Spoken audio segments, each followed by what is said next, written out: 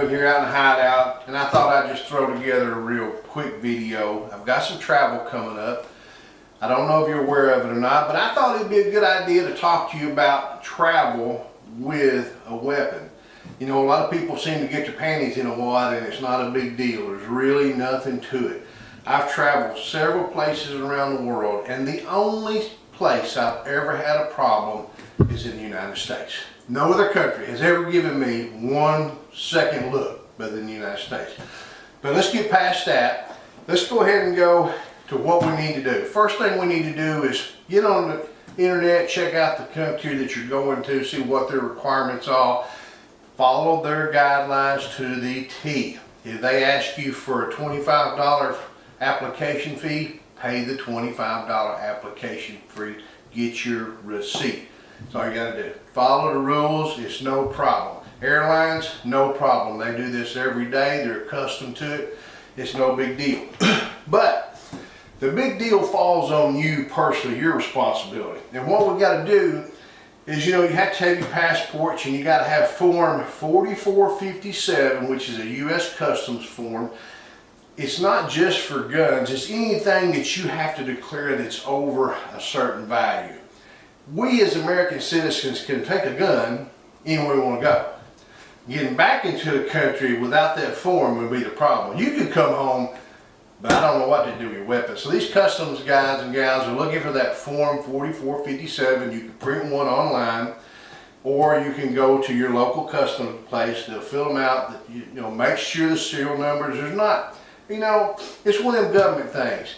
It says, you know, the form's about a half a page long. You can print it, but when you print the form, it actually prints 2 pages. The second page is the Paperwork Reduction Act explanation. So anyway, hoo-ah, right? Anyway, let me show you what we got here. One of the things that you're going to need is a rifle case. It can't be one of the inexpensive 1995 rifle cases. Unfortunately, you're going to have to buy something like this Pelican case and personalize it like I did. Put a sticker on there for where you go. But you're going to have something sturdy. It's got locks and handles that lock. It's going to be foam that you cut out to your rifle. You can still see my rifle been checked there with TSA. It has to be locked. And it can't be where you can pry it open. It's got to be. Now, something like this is going to run you about $250 at Midway. You can get them on sale and get free shipping. But you can use this anywhere you want to go. You just don't have to be traveling with it. You can throw it in the back of your car or whatever. But you'll notice this one right here is 53 inches long, and it's for one rifle. It's got foam in there. You cut it out to fit your rifle. Now, I'm going to look at some notes because I'm not going to remember. This one right here, this one here is the 1750 is the model. 53 inches long, and it weighs, let's see how much it weighs. This is what we're talking about. I don't want to get it right. 53 inches long, and it weighs, I don't see it. Yeah, I do. About 24 pounds. So, you know, if you add another 10 pounds or so to this thing, then you're starting to get a little bit of weight. The good thing about this thing is it has wheels on the bottom. Right here. So you can pick it up and drag it around. Now, this next trip I'm taking, hang with me guys, some of this is not fun, but I think it'll help you. I have taken 2 rifles.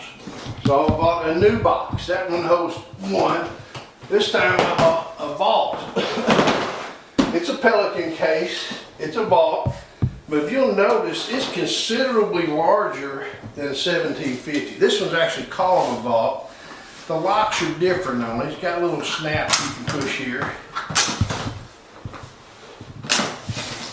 And you know, the 1750 down below does not have one on the end. This thing does have them on the end. Here we go, same thing. You take this case, take a black marker or something, lay your rifles down there. You'll see exactly how my rifles are going to lay. And we'll just draw them out, take a sharp knife, pull this out, take a sharp knife, cut them out. Now, one thing that did go, I'm gonna say go wrong, it didn't go wrong. You'll notice the size of this one's bigger, it's heavier. Two rifles, still even heavier. That cost me a little bit more money to get it on a plane, but it is what it is. Now, the interesting thing about this case being so much bigger than the smaller case, the Vault being bigger than the 1750, this case was actually cheaper than a smaller case. This is a $200 case. Same company, almost same case. This is a more expensive case, $250 case. The other difference is these locking areas right here, I had to have a longer shank on my lock here. The normal lock that I use for this case, the shank would not fit on this case, so I had to have it. Now, when you check in, make sure your rifles, whatever they are unloaded. Keep the key with you. The key goes with no one else. You keep the key. Do not use a TSA lock on these things. You use a dang good lock. You know, someone may steal your iPad. They're not going to steal your weapon. Not in consequences, not happen. So keep the key with you. Don't lose the key, because you are going to be asked to open it and make sure that form 4457 does match the serial number that's on the box that you got inside. Other than that, traveling with the weapons, pretty simple. You show up an extra 10 minutes early.